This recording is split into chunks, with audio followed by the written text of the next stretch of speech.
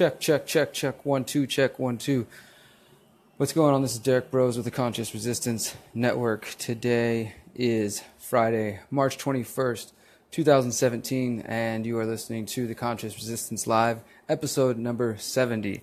Thank you guys for tuning in. I'm going to go ahead and start sharing this out on my social media channels, and if you can do the same thing, that would be great. Also, once you started sharing this, please comment below, let us know where you're listening from so we can see where we have support at. Let everyone else know who's listening, who's watching, that this is a global movement. Your support is always appreciated. So let me get a couple of these shares out real quick, and you guys do the same. I want to remind you that you can find my work every week at theconsciousresistance.com. You can find it on activistpost.com. You can find it on theantimedia.org. You can find it on mintpressnews.com and all over Facebook and other social media platforms. So if you want to follow me, you can find me out there. And today we're going to be talking about, as you can see by the title, if you can see the title, talking about pedophiles in the United Nations and Syria, Iran, North Korea, that whole situation, and how that affects you, whether or not it affects you at all. So stay tuned with us right now. And again, please share this out everywhere you can. I think I've shared it out everywhere I can now. And then I'm going to get started. All of the information I'm going to be covering, the links will be below. And it is hot. I don't know where you guys are at, but I'm here in Texas, in Houston. It is already freaking hot. It's like 90 degrees outside. And it's pretty warm. Happy to be in Texas, happy to be in Houston, happy to be alive, happy to be reporting the news for you. Once again, my name is Derrick Broze with Activist Post and the Conscious Resistance Network. Independent journalist, get a haircut. Oh, nice. Here we go. Some trolls already. That's always good. So let's get right into the story. The United Nations, peacekeepers accused of 300 child sex crimes, most never punished. This is coming from theantimedia.org, and it was released through a investigation from the Associated Press, and it's been reported time and time again that the peacekeepers that are a part of the UN are actually involved in various sex crimes, some would say war crimes, and they're totally unaccountable. This report is just about that exact thing. An investigation, a look into UN records shows that there have been at least 2,000 reported cases of sexual exploitation, rape, abuse, and pedophilia, 300 specific cases of pedophilia that were really, no one was ever punished. Nothing ever happens to these people. They get like a slap on the hand. The UN says, hey, we're not responsible for them. They're not under our jurisdiction. They're just international soldiers working as peacekeepers.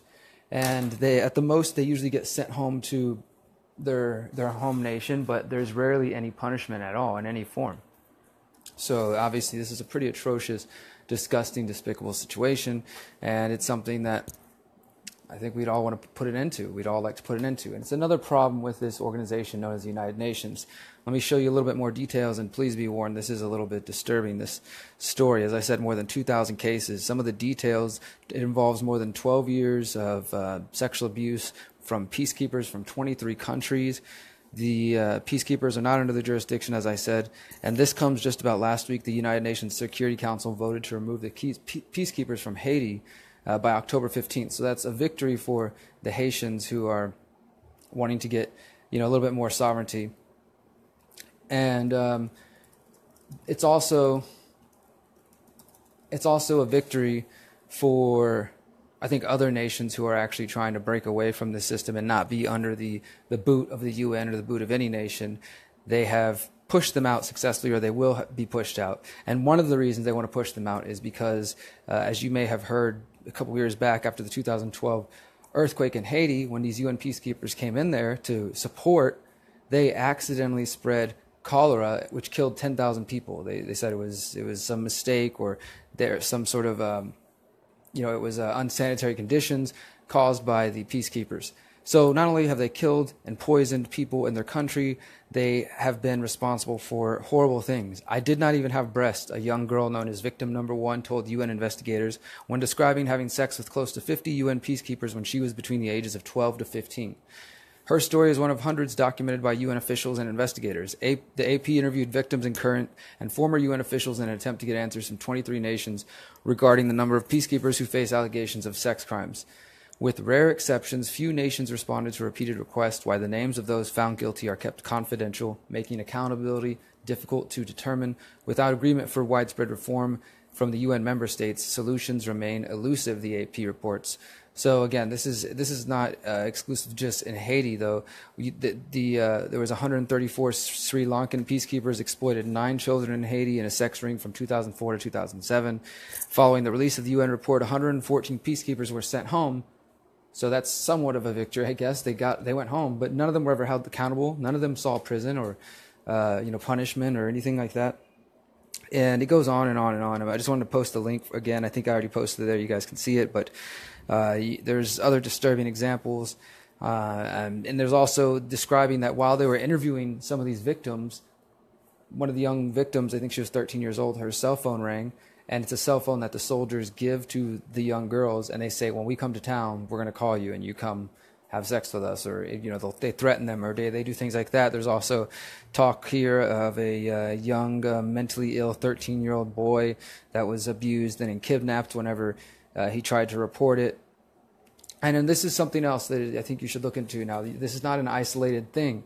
This is happening all around the world because those of you, and I know some of you aren't going to want to believe this, but powerful people in positions around the world are involved in sex rings and exploitation rings. And, you can look at the Franklin scandal. You can look up the Westminster scandal in UK, and there's tons of other examples that have been brushed under the rug. And, I've talked about this before. If you go to theconsciousresistance.com, search Pizzagate, you can see the one report I did on Pizzagate, that topic, because it's very controversial. And I talked about the areas that I thought were worth looking into. And in this article, I point this out, that Haiti, of course, is where the earthquake was happened. All the UN peacekeepers came there because there was tons of people that were dead. There was lots of orphans. So there was these Americans who went there supposedly to start an orphanage, and they were caught trying to kidnap essentially 33 Haitian children. These 10 American missionaries were jailed. This is shortly after the 2010 earthquake, already trying to take advantage of the situation. And then you have Bill Clinton, former President Bill Clinton, goes and plays the diplomat and allows these American missionaries to go free, except for one woman by the name of Laura Silsby. And this is what I talk about in my report that you can find on the Conscious Resistance YouTube channel. Laura Silsby, she was held for a little bit, but eventually was moved. She changed her name, and now she's running some other organization that has to do with children and trafficking. So it's really, I don't know, it's a much bigger topic. I don't want to get into that today, but let me just say this. If you're just hearing about this UN pedophilia and these type of sex rings and child exploitation, it goes much, much deeper, and it involves powerful people around the world. Unfortunately, it's a very disturbing, sick topic, but it's one that can't be ignored, and it is ignored by the deadstream media. And now some of you, while we're on the topic briefly, some of you may know a friend of mine, Ben Swann. Let's get some thumbs up if you know Ben Swann, the journalist, or hearts. Ben's an awesome guy, great journalist, great reporter. So some of you know Ben, though he's on CBS in Atlanta, and he does lots of great report under his reality check segment.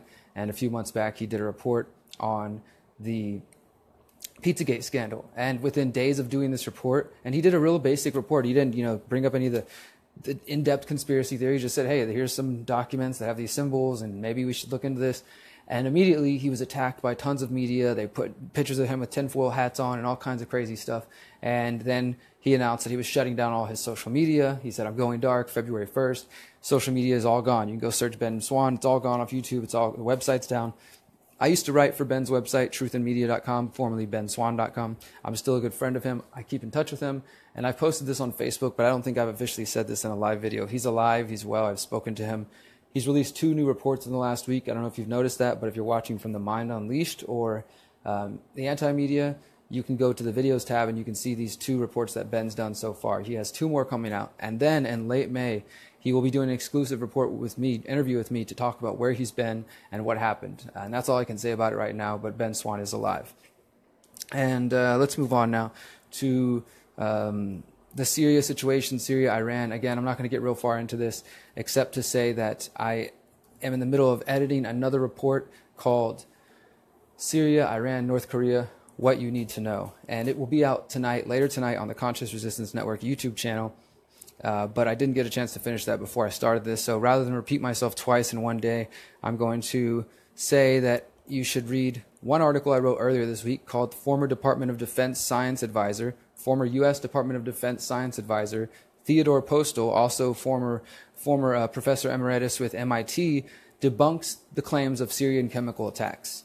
I advise you to read this and check this out. This is some interesting stuff. Again, more conflicting reports from what the West is telling the American people to believe. You can look in there. You can see what he posits. He has a 14-page report. Look into that yourself. See what you think. And when it comes to North Korea, there's this one article I want you to read, and it's called something along the lines of Americans need to stop acting like North Korea is a threat, and they do a good job of just looking into this. It's time to stop pretending North Korea is a threat to the United States. That's what it's called. I want you to look into that and just read it with an open mind. When you're hearing all this propaganda, as I say in my report that's coming out tonight, I don't even really like reporting on these issues. It's important geopolitical news, but at the same time, I don't want to get caught up in this fear paradigm of just promoting like, oh, World War III is about to be here. But I want to try to take an objective look at it and decide whether or not it is reason to be concerned, or if it's just more of the powers that wish they were trying to keep us in a frequency of fear and disharmony instead of focusing on solutions and building. And that's where I'm focused at. So check out those two articles and look out for my report later tonight. Moving on to another article I wrote this week called Lawsuit Attempts to Hold Foreign Governments Accountable for Spying on Americans. And this is an interesting report, just something I found in a court case, posting that right now. Check that out. This is on activistpost.com. It says that the Electronic Frontier Foundation is attempting to reverse a court decision that, now get this, an American court said that they basically said that foreign governments can spy on Americans and there's nothing they can do about it.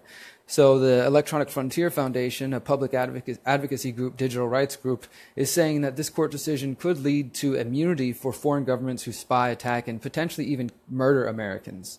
On Thursday, April 13th, the EFF asked an appeals court to review a decision that will allow foreign governments to monitor the activities of Americans in America. The EFF is calling on the court to reverse the decision involving an American living in Maryland and the Ethiopian government. Now, this is really interesting. So there's a guy living in Maryland, and basically the Ethiopian government attached malware program to his computer, and it's called FinSpy. It's capable of copying every keystroke and as well as Skype calls, and it sends it back to the Ethiopian government.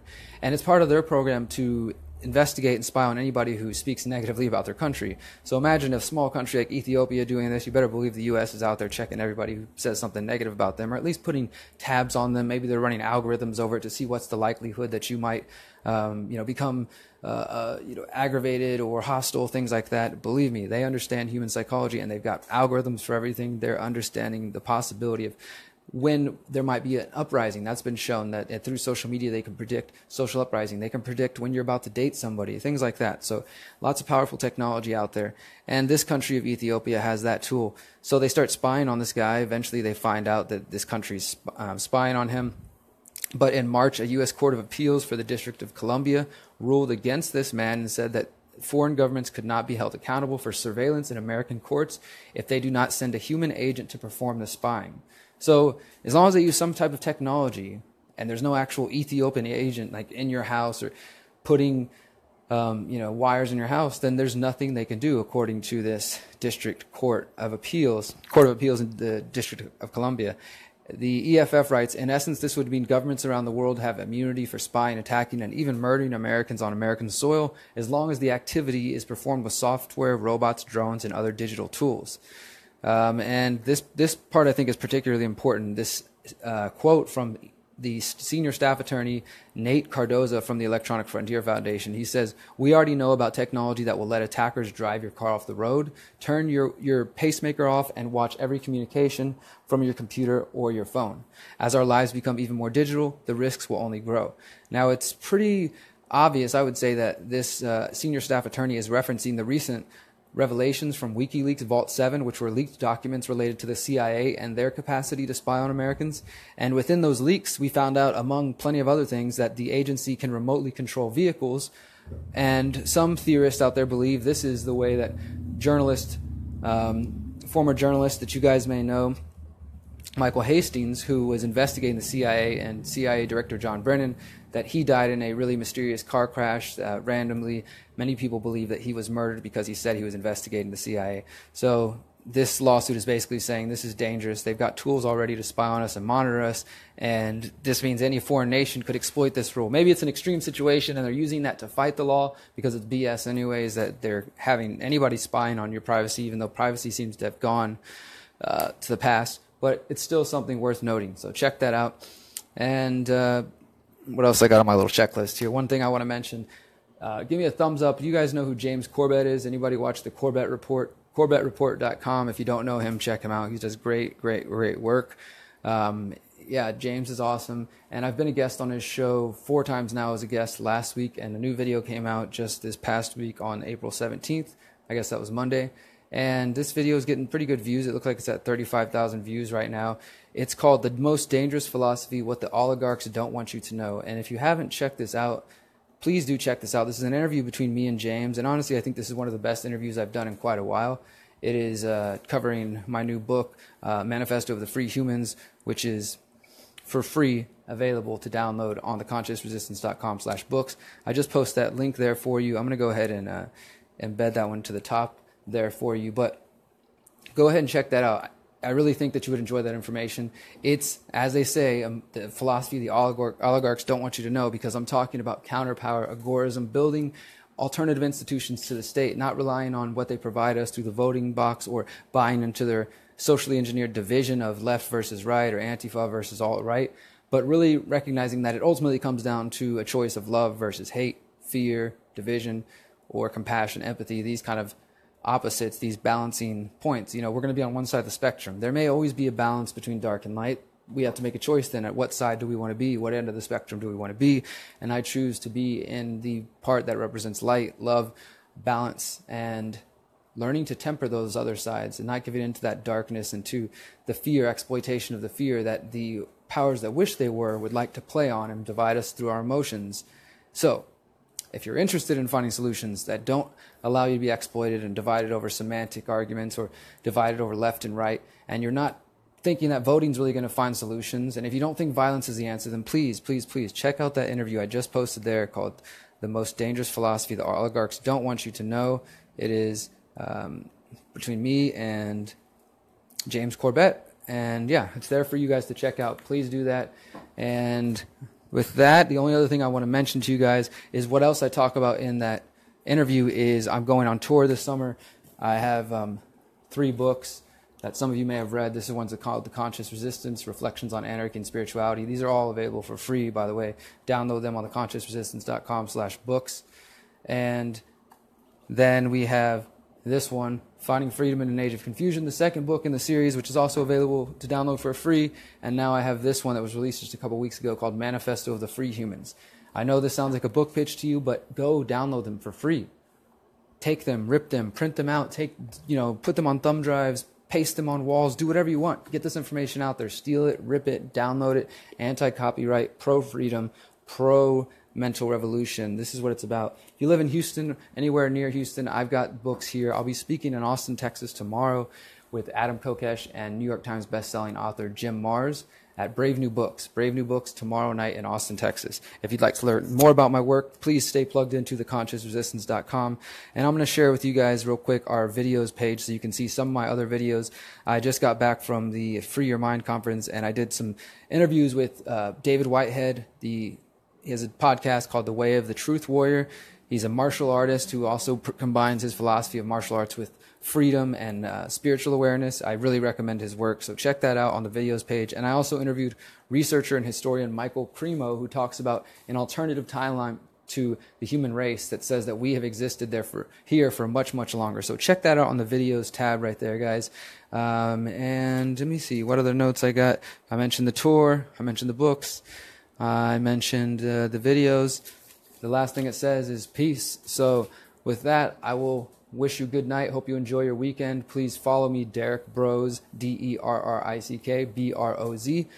If you like this message and you want it to come to your city, you see that map? I'm going on tour this summer, theconsciousresistance.com/tour. Check it out. See all the dates, 51 cities, and find me, contact me at Derrick@theconsciousresistance.com. We'll come visit you and spread this message, build local power, build spiritual awareness, build physical power, build awareness of the individual, sovereign, beautiful people that we are, and create a better world. Thank you guys for listening. I'll be back next Friday As always, if you can hear this, you are powerful, you are beautiful, and you are free. Look out for my Syria report tonight. Thank you, guys. Peace.